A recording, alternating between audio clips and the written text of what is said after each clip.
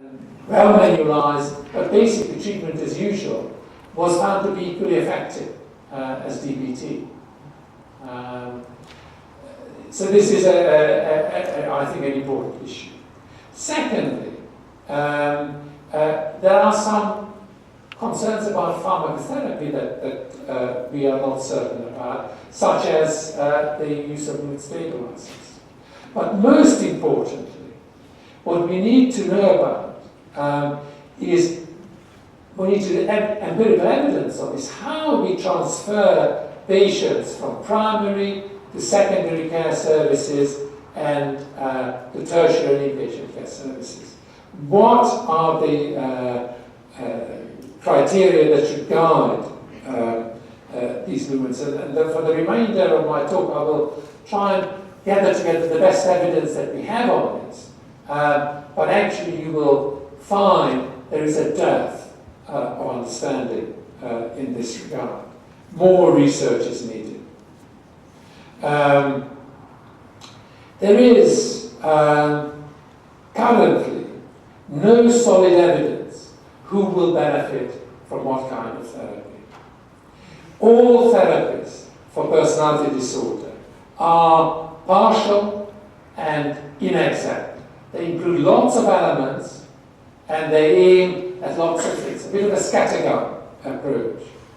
But unfortunately, those of us, and I totally include myself, who are developers of methods, we become attached to our own little charm, to our own little method.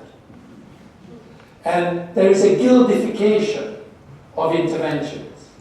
Now, the human brain actually doesn't quite work like that. This is the brain, okay?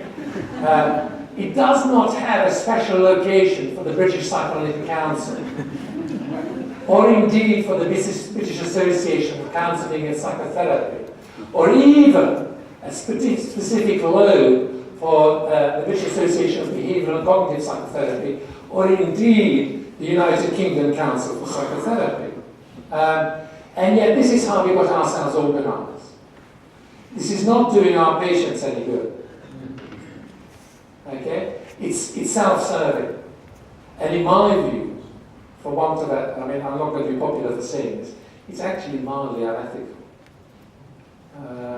That we actually promote our professional group ahead of our patients' interests. Obviously not in this country. I'm talking about the United Kingdom. Okay? Let me just say that this is a study that followed an important document that came out in the United Kingdom in 2003, which is Personality Disorder No Longer a Diagnosis of Exclusion.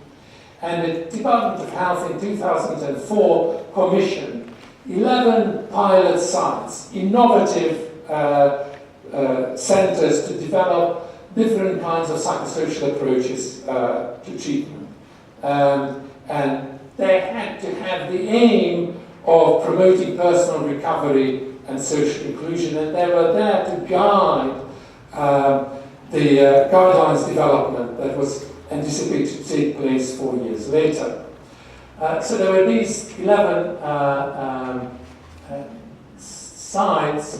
This is England. This is Cumbria. That's where all the recent floods have been. And when you've seen the floods on TV, that's where that is. Okay? But in addition to that, there are 2 therapeutic communities in Cumbria as part of this. Daycare and outreach in Coventry, daycare and support networks in Nottinghamshire.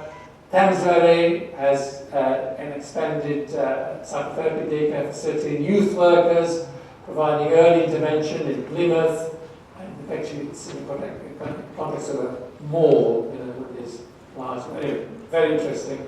Also interesting, it's a service user network set up in southwest London, Sun Project, primary care workers, that's where I work in Camden Islington. The DDART which is a DBT setup for people with dual diagnosis of drug dependence and borderline personality disorder, expansion of voluntary sector support in Essex, and so on and so forth. What were the results? This is a study that I think is the best study actually today about what can you learn from these different kinds of approaches. And we, with a group of colleagues, evaluated these services in terms of looking at their process, looking at their outcome, and trying to make recommendations about service development. Now, we use multiple methods, and including organizational evaluation, we did a cohort study, we did a user-led qualitative study, a Delphi survey of experts. What did we find? We found that how services were delivered may be more important than what is being delivered. What were the important features of effective services? Consistency, structure, containment, and combining practical and psychosocial support. Needed to be a range of options available, a tiered approach. What we found was the importance of staff, the personal qualities of staff mattered more than what they were qualified in or what they did. Service users experienced had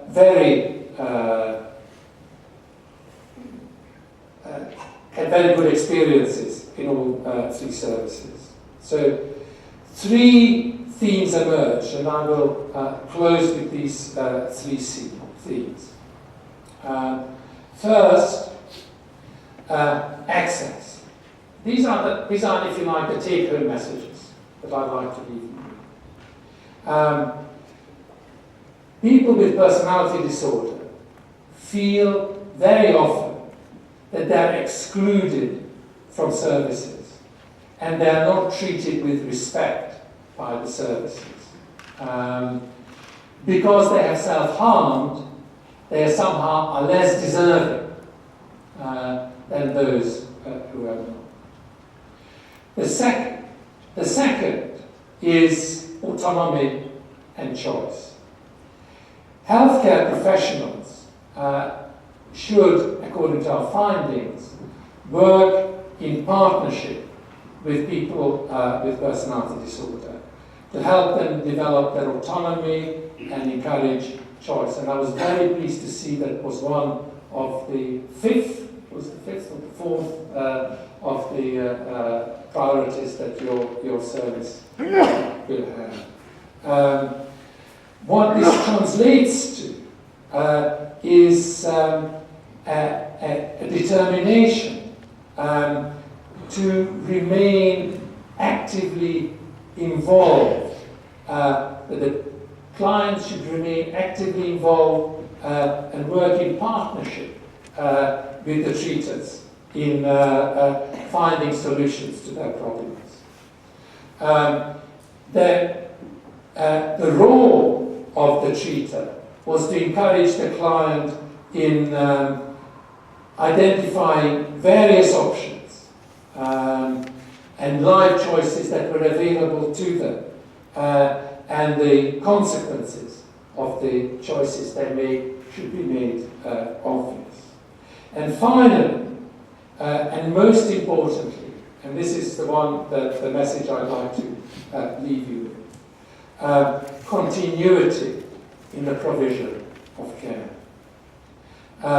The structure of care in personality disorder needs to include a seamless transition between levels of service.